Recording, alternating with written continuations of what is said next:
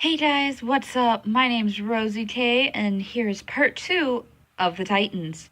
During the reign of Cronus, some siblings had intercourse with each other, while others had intercourse with the sons and daughters of their relatives. And they, not just the ones that had intercourse with the sons and daughters, but also the ones that had intercourse with each other, had given birth to the second generation of the Titans. Hyperion and Theia gave birth to Eos, Helios, and Selene, while Coeus and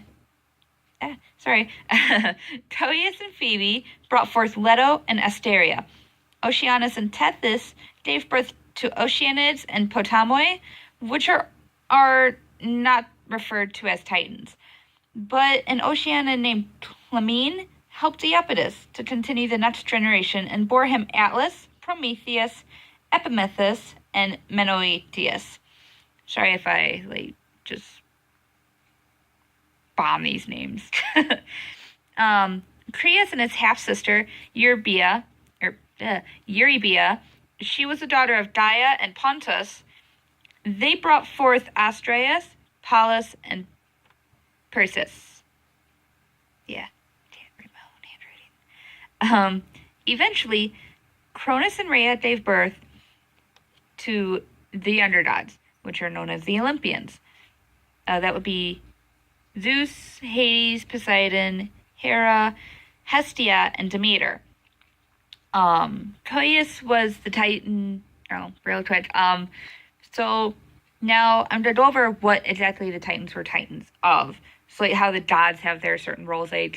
Poseidon's the god of the ocean, and Hades is the god of the underworld, stuff like that. Titans were the same way. Not exactly the same as the Greek god, as the gods, but somewhat in that sense. So Coeus was the Titan of intelligence and farsight. Creus was the Titan of heavenly constellations.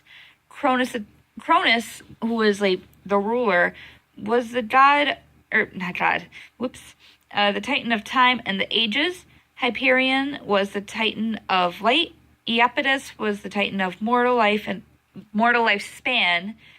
Mnemosyne was the Titaness of memory and remembrance. Oceanus was the Titan of all salt water on earth. And Phoebe was the Titaness of fertility and motherhood.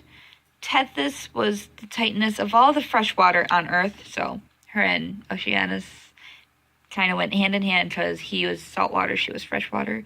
That's probably self-explanatory, though. Theia was the Titaness of shining. Themis was the Titaness of divine law and order. And then the second generation of Titans, Atlas was a Titan of endurance. He's the one that's, in the myth, he's the one that's holding the earth up, which is why he's the Titan of endurance. Eos, she's the Titaness of dawn. And don't confuse her with Eros. I know I do sometimes, because their names are so close together, and it's kind of hard for me. Epimetheus was the Titan of the afterthought. Helios was the Titan of the sun. Leto was the Titaness of modesty and motherhood. It's kind of surprising that Leto was a female, but not. Then again, she was it wasn't surprising. Prometheus was the Titan of forethought. And there's actually a myth about Prometheus that, I shouldn't spoil anything. So, I will get to, the actual stories on, the heroes or, the other Titans or gods or how they came to be, what happened to them, stuff like that. But that's all I have for tonight, sadly. But the next episode, video, whatever you want to call it, the next one will be about the gods, Zeus, Hades, all those guys, and how they came to be the main people, how they came to rule, and that is when I will be talking about the war between the gods, which they called Olympians, and the Titans. And that war is called Titanomachi, if I pronounce that right.